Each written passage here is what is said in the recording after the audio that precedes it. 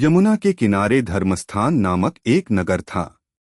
उस नगर में गणाधिप नाम का राजा राज करता था। उसी में केशव नाम का एक ब्राह्मण भी रहता था। ब्राह्मण यमुना के तट पर जप तप किया करता था। उसकी एक पुत्री थी जिसका नाम मालती था। वह बड़ी रूपवती थी। जब वह ब्याह के योग्य हुई तो उसके माता पिता और भाई को चिंता हुई। संयोग से एक दिन जब ब्राह्मण अपने किसी यजमान की बारात में गया था और भाई पढ़ने गया था, तभी उनके घर में एक ब्राह्मण का लड़का आया। लड़की की मां ने उसके रूप और गुणों को देखकर उससे कहा कि मैं तुमसे अपनी लड़की का ब्याह करूंगी। होनहार की बात कि उधर ब्राह्मण पिता को भी एक दूसरा लड़का मिल गया और उसने उस लड़के को भी यही वचन दे दिया। उधर ब्राह्मण का लड़का जहां पढ़ने गया था वहां वह एक लड़के से यही वादा कर आया। कुछ समय बाद बाप बेटे घर में इकट्ठे हुए तो देखते क्या है कि वहां एक तीसरा लड़का और मौजूद है। दो उनके साथ आए थे। अब क्या हो? ब्राह्मण, उसका लड़का और ब्राह्मणी बड़े सोच में पड़े। दैवयोग से हुआ क्या कि लड़की को सांप ने काट लिया और वह मर गई। उसके बाप, भाई और तीनों लड़कों ने बड़ी भाग दौड़ की, जहर झाड़ने वालों को बुलाया, पर कोई नतीजा न निकला। सब अपनी अपनी करके चले गए। दुखी होकर वे उस लड़की को श्मशान में ले गए और क्रियाकर्म कर आए। तीनों लड़कों में से एक ने तो उसकी हड्डियां चुन लीं और फकीर बनकर जंगल में चला गया। दूसरे ने राख की गठरी बांधी और वहीं झोपड़ी डालकर रहने लगा। तीसरा योगी होकर देश देश घूमने लगा।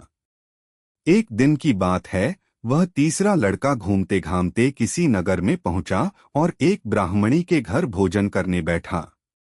जैसे ही उस घर की ब्राह्मणी भोजन परोसने आई कि उसके छोटे लड़के ने उसका आंचल पकड़ लिया।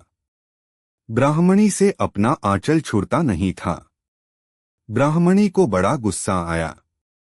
उसने अपने लड़के को झिड़का, मारा पीटा, फिर भी वह न माना तो ब्राह्मणी ने उसे उठाकर जलते चूल्हे में पटक दिया। लड़का जलकर राख हो गया। ब्राह्मण बिना भोजन किए ही उठ खड़ा हुआ। घर वालों ने बहुतेरा कहा, पर वह भोजन करने के लिए राजी न हुआ। उसने कहा, जिस घर में ऐसी राक्षसी हो उसमें मैं भोजन नहीं कर सकता। इतना सुनकर वह आदमी भीतर गया और संजीवनी विद्या की पोथी लाकर एक मंत्र पढ़ा। जलकर राख हो चुका लड़का फिर से जीवित हो गया। यह देखकर ब्राह्मण सोचने लगा कि अगर यह पोथी मेरे हाथ पड़ जाए तो मैं भी उस लड़की को फिर से जिला सकता हूं। इसके बाद उसने भोजन किया और वहीं ठहर गया।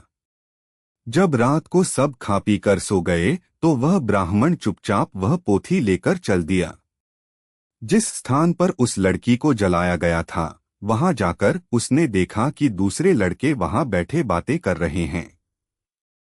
इस ब्राह्मण के यह कहने पर कि उसे संजीवनी विद्या की पोथी मिल गई है और वह मंत्र पढ़कर लड़की को जिला सकता है, उन दोनों ने हड्डियां और राख निकाली। ब्राह्मण ने जैसे ही मंत्र पढ़ा वह लड़की जी उठी। अब तीनों उसके पीछे आपस में झगड़ने लगे। इतना कहकर बेताल बोला, राजा बताओ कि वह लड़की किसकी स्त्री होनी चाहिए। राजा ने जवाब दिया, जो वहां कुटिया बनाकर रहा उसकी। बेताल ने पूछा, क्यों? राजा बोला, जिसने हड्डियां रखीं वह तो उसके बेटे के बराबर हुआ। जिसने विद्या सीखकर जीवनदान दिया वह बाप के बराबर हुआ। जो राख लेकर रमा रहा वही उसकी हकदार है। राजा का यह जवाब सुनकर बेताल फिर पेड़ पर जा लटका। राजा को फिर लौटना पड़ा और जब वह उसे लेकर चला तो बेताल ने तीसरी कहानी सुनाई।